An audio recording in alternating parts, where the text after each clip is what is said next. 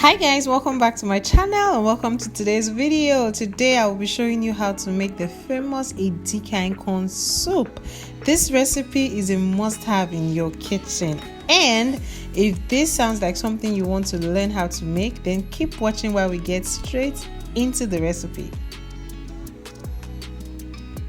So the first thing you're going to need is, of course, your washed meat. I'm going to be using some beef here, and I'm going to be using some stockfish head. If you've been following my Nigerian soup series, you would notice that I use stockfish head a lot because it brings out that local flavor in your soups.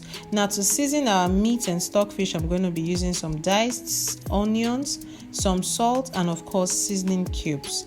Now, EDIKIAKON soup is more like a broth like kind of soup, and as such you need the meat stock to make the soup, but you do not need a lot of it because it is not supposed to be a watery soup. And as such, we're just going to be boiling the meat with a little bit of water till it softens, and it is cooked through and all of that. So I'm just going to cover that and allow it to cook till the meat is softened. Now, one thing you need for EDIKIAKON soup would be this yellow and red pepper. The yellow pepper brings out a lot of fragrance, a lot of flavor, and just amps up the taste of your EDIKIAKON. When you mix that with the red peppers, feel free to use as little or as much as you like. I like my soup really spicy, so I'm going to be using a lot of that, and we're going to just blend it roughly, not too smooth. Now that our meat has been boiling for about 10 to 15 minutes, I'm just going to add in some cow skin.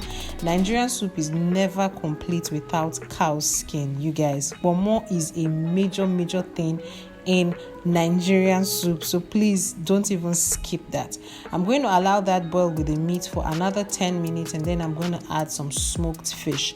I do not add the fish at the beginning because I don't want it to really scatter into the soup. I want to be able to see it, and as such, once the meat has started to cook through, I introduce the smoked fish into it.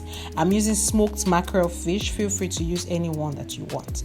And after the soup has boiled, the meat has boiled for a while and the stock is remaining very little, I'm going to add in that ground pepper mix, and then of course lots and lots of ground crayfish.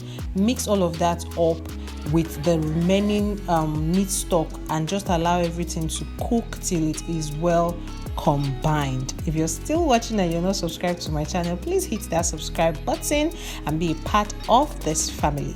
So for the EDIKIAKON soup, you will be needing some ugu leaves. At the beginning of the video, you would see where I went to the market and I was getting these leaves.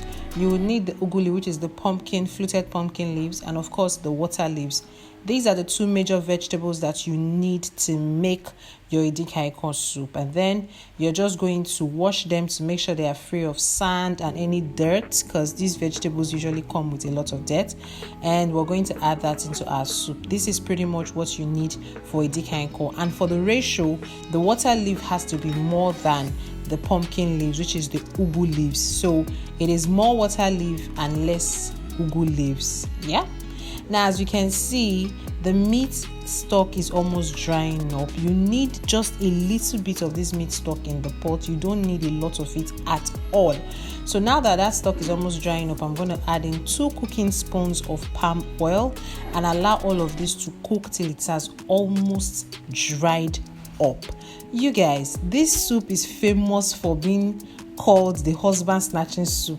I don't know if it snatches anybody's husband, but I know it tastes amazing, and it is so nutritious and so good, especially when people just had like a bout of fever or malaria or anything, and they take this soup. It's just amazing. So now that the stock is almost dried up, I'm going to add in the washed water leaves. The water leaf goes in first. I typically just stir it a little bit and then cover to allow the leaves to soften into the soup by itself.